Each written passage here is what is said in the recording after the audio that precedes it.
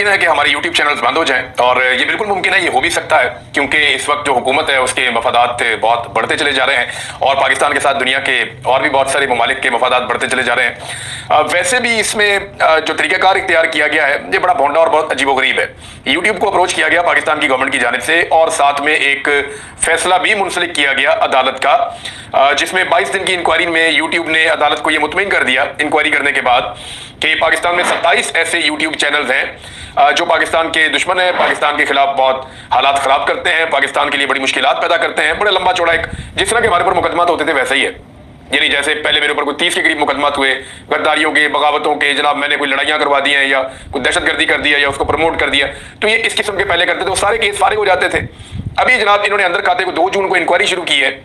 FIA ने, और 24 जून को अदालत से इन्होंने ऑर्डर ले लिया। तो 27 चैनल हैं जिनमें चीदा जो मैं आपको नाम बता देता हूँ, ये सिद्दीक जान साहब हैं, सबीक आज़मी साहब हैं और ये मकबूल जान साहब हैं। इसके बाद जी इसमें नया पाकिस्तान चैनल है, मुदीउल्लाह जान साहब का है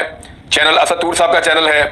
साबिर शाकिर साहब का चैनल है, इमरान खान साहब पाकिस्तान तहरीक इंसाफ वाले चेयरमैन, उनका अपना चैनल है, आफ्ताब इकबाल साहब का चैनल है,